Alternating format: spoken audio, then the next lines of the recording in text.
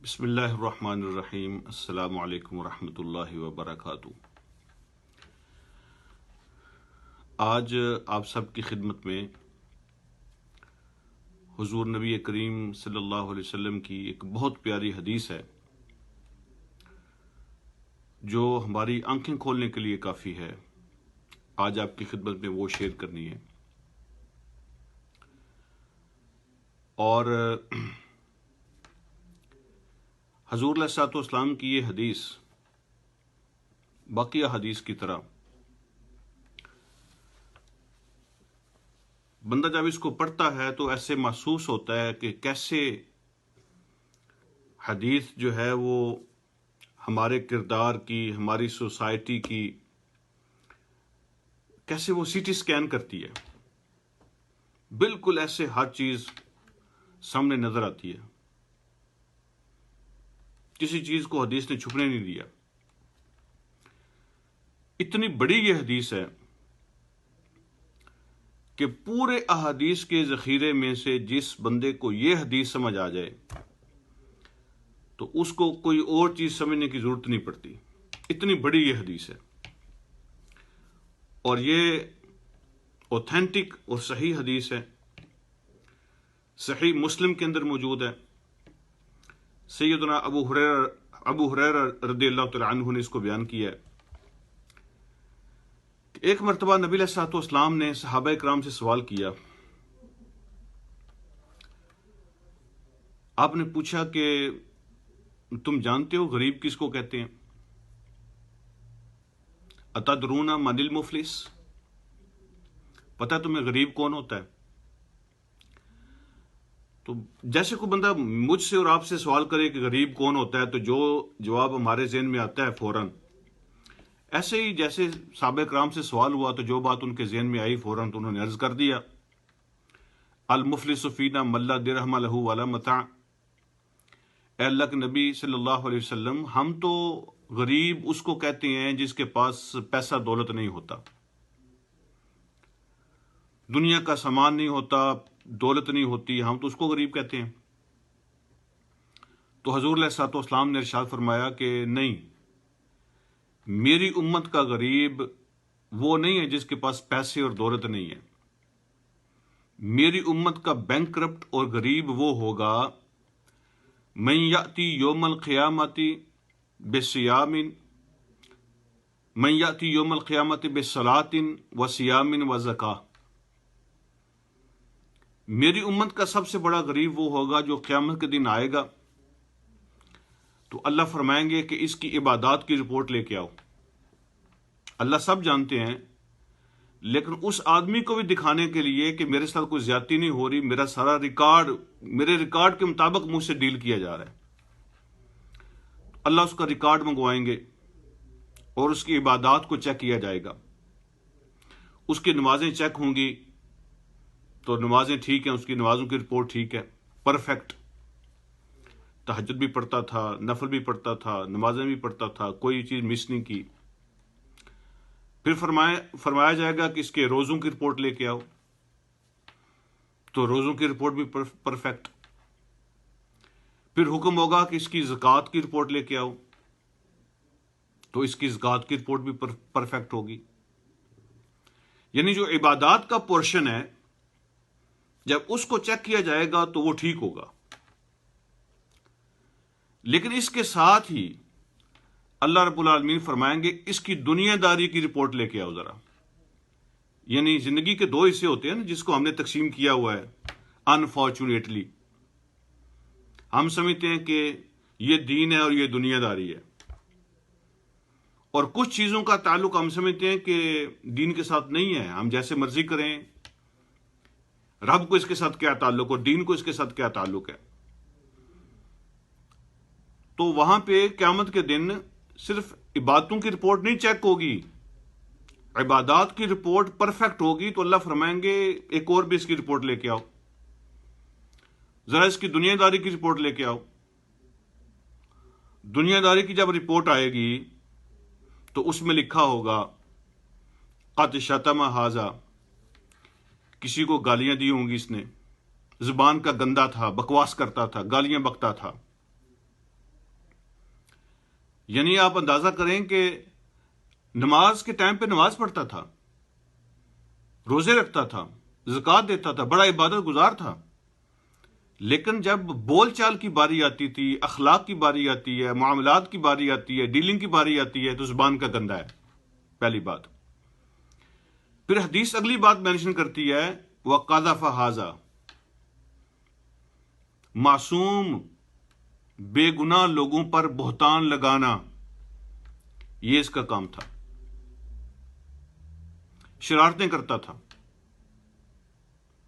زبان کا بھی گندا تھا، اور معصوم بے گناہ لوگوں پر الزام اور بہتان لگایا کرتا تھا۔ حدیث آگے کہتی ہے وَأَكَلَ مَالَ هَذَا، اور جب کرپشن کی کہیں موقع اس کو مل جاتا تھا تو بالکل مس نہیں کرتا تھا، کسی کا مال دبانا، کسی کی چیز پہ قبضہ کرنا، کسی کا مال کھانا، یہ بھی مس نہیں کرتا تھا۔ لوگ سمجھتے نا کہ نمازیں اور ہیں اور یہ تو دنیا داری کے کام ہے، تو مال بھی لوگوں کا کھاتا تھا۔ اور حدیث فردر کہتی ہے وَسَفِكَ دَمَ هَذَا، اور یہاں تک کہ اگر کسی کو قتل بھی کرنا پڑے تو قتل بھی کر دیتا تھا، قتل بھی تھا، سارے کام ہو جاتے تھے۔ اور پھر حدیث نے ایک اور بیماری کی طرف توجہ دلائی، ضرب ھذا وضرب ھذا، یعنی غصے کا بھی برا تھا، کنٹرول نہیں تھا اس کو اپنے آپ پر، جب بات کرتا تھا غصے میں آ جاتا تھا اور لوگوں کو تھپڑ بھی لگا دیتا تھا، لوگوں کو مارنا پیٹنا، ان کی انسلٹ کرنا، بے عزت کرنا، یہ بھی اس کا کام تھا، مال کھانا، قتل کرنا، زمینوں پہ قبضے کرنا، یہ بھی اس کا کام تھا، معصوموں پہ بہتان لگانا، الزام لگانا، یہ بھی اس کا کام تھا، گالیاں بکنا، بکواس کرنا، یہ بھی اس کا کام تھا۔ دنیا داری کی رپورٹ جب آئے گی تو اس میں وہ زیرو نکلے گا، اس کی دنیا داری اچھی نہیں تھی۔ جس کو وہ دینداری کہتا تھا نا، وہ تو اس کی پرفیکٹ تھی، اور جس کے بارے میں وہ سمجھتا تھا کہ اس کا دین کے ساتھ کیا تعلق ہے، یہ تو دنیا داری ہے، دنیا داری اس کی رپورٹ اس کی گندی ہوگی، اخلاق، کردار، معاملات، ڈیلنگ۔ مسجد کے اندر کی زندگی بہت اچھی، لیکن مسجد کے باہر کی زندگی بڑی گندی تھی اس کی۔ اور پھر اس کے ساتھ ہوگا کیا؟ نبی علیہ الصلوۃ والسلام ارشاد فرماتے ہیں جب اس کے کیس پیش ہوں گے تو اللہ کیسے فیصلہ فرمائیں گے؟ اللہ ایسے فیصلہ فرمائیں گے فَيُعْطَى هَذَا مِنْ حَسَنَاتِهِ وَهَذَا مِنْ حَسَنَاتِهِ، جو وکٹمز ہیں نا سارے، ان کو اللہ بلا لیں گے، اور اس کی ساری عمر کی عبادتیں، نیکیاں، تہجد، نمازیں، زکاتیں، روزے، وہ اس سے لے لیے جائیں گے، اور جتنے بھی وکٹم ہیں ان کو اس کو بھی دیے جائیں گے، اس کو بھی دیے جائیں گے، اس کو بھی دیے جائیں گے۔ اس کی نیکیاں، اس دن جو سرمایہ ہوگا نا بندے کے پاس، وہ نیکیاں ہوگا، تو اس کا وہ سرمایہ، نیکیاں اسے لے لی جائیں گی، اور جو وکٹمز ہیں ان کے اندر تقسیم کر دی جائیں گی۔ اور حدیث کہتی ہے کہ پھر بھی اس کا کیس ختم نہیں ہوں گے، اس کے ابھی بھی کچھ کیس باقی ہوں گے، تو اللہ پھر کیا کریں گے؟ تو اللہ رب العالمین اب اس کی نیکیاں تو ختم ہو گئی ہیں، اب فیصلہ یہ ہوگا کہ جو باقی لوگ رہ گئے ان کے گناہ لے لو، فَطُرِحَتْ عَلَيْهِ، پھر ان کے گناہ لے کر اس کے کھاتے میں ڈال دیے جائیں گے۔ اور حدیث کے آخری الفاظ یہ ہیں ثُمَّ طُرِحَ فِي النَّارِ، پھر اس کو گھسیٹ کر منہ کے بل دوزخ میں گرا دیا جائے گا۔ یہ ہے اس کا اینڈ، یہ اس کا انجام ہے۔ یہ کس بندے کی بات ہو رہی ہے؟ یہ اس بندے کی بات ہو رہی ہے جس کی نمازیں، جس کے روزے، جس کی زکاتیں، جس کی عبادتیں پرفیکٹ ہوں گی۔ تو یہاں جب حدیث کمپلیٹ ہوئی ہے تو یہاں ٹھہر کے ہمیں سوچنا پڑے گا، چیک کرنا پڑے گا کہ آج جو ہم نمازیں پڑھ رہے ہیں، جو روزے رکھ رہے ہیں، جو زکاتیں دے رہے ہیں، جو عبادتیں کر رہے ہیں، کیا یہ عبادتیں ہماری اپنی ہیں یا کوئی اور لے جائے گا؟ میں کس کے لیے نمازیں پڑھ رہا ہوں؟ میں کس کے لیے روزے رکھ رہا ہوں؟ میں کس کے لیے زکاتیں دے رہا ہوں؟ یہ میری عبادت میرے اپنے لیے ہی ہے یا میں کسی اور کے لیے عبادتیں جمع کر رہا ہوں؟ خدا نخواستہ میں کوئی ایسے کام تو نہیں کر رہا کہ ساری زندگی باتیں کر کے پہنچوں گا تو وہ مجھ سے لے لی جائیں گی، کسی اور کو دے دی جائیں گی۔ اپنی عبادتوں کو اپنا بنانے کی ضرورت ہے، پہلے اس کو چیک کریں۔ اور پھر دوسری بات یہاں یہ چیک کرنے والی ہے کہ جس کو ہم دنیا داری کہتے ہیں نا، اصل وہ دین ہے، فیصلہ اس کی بنیاد پہ ہوگا، ان کی بنیاد پہ فیصلہ ہوگا جن کو ہم دنیا داری کہہ کے ٹال دیتے ہیں۔ جس کی دنیا داری اچھی ہوگی نا، دین بھی اسی کا اچھا ہوتا ہے اور آخرت بھی اسی کی کامیاب ہوتی ہے۔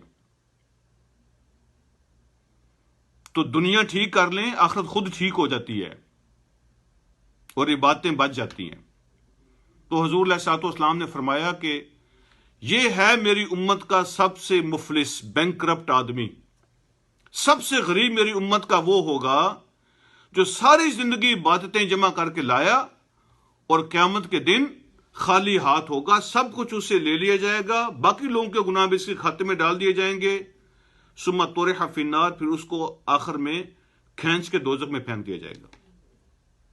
اللہ مجھے اور آپ کو سمجھنے اور عمل کی توفیق عطا فرمائے۔ یہ اتنی بڑی بات ہے جو حضور علیہ الصلوۃ والسلام نے صحیح حدیث کے اندر بیان فرمائی ہے، ہر مسلمان تک پہنچنی چاہیے۔ آج کے دور میں جو مقابلہ ہے نا مارکیٹ کے اندر، جس چیز کا مقابلہ ہے وہ سوشل اخلاق کا ہے۔ مسلمان جس میں سب سے پیچھے رہ گیا ہے وہ سوشل اخلاق ہیں۔ سب سے بڑا جہاد یہ ہے آج کے دور کا کہ سوشل اخلاق کے اندر اپنی برتری ثابت کرنی ہے۔ نمازیں میرے اپنے لیے ہیں، میرے روزے میرے اپنے لیے ہیں، میں اگر اچھا نمازی ہوں تو لوگوں کو کیا، میں بہت روزے رکھتا ہوں تو باقی لوگوں کو کیا۔ اصل تو مسلمانی یہ ہے کہ جب میں لوگوں سے ڈیل کرتا ہوں تو پھر کیسے ڈیل کرتا ہوں، میرے اخلاق کیسے ہیں، میرا کردار کیسا ہے، میری دنیا داری کیسی ہے۔ اصل تو مسلمانی یہ ہے، دنیا داری ٹھیک کریں، دنیا داری، یہ ہے اصل اسلام۔ تو جس کو دنیا داری ٹھیک کرنے کی توفیق مل گئی، اس کی عبادتیں بچ گئیں اور محفوظ ہو گئیں، اور جس کی دنیا داری ٹھیک نہیں ہے، اللہ پاک ہم سب کو محفوظ فرمائے، وہ اپنا بندوبست کر لیں۔ اللہ آسانیاں پیدا فرمائے، ہم سب کو سمجھنے اور عمل کی توفیق عطا فرمائے۔ السلام علیکم ورحمۃ اللہ وبرکاتہ۔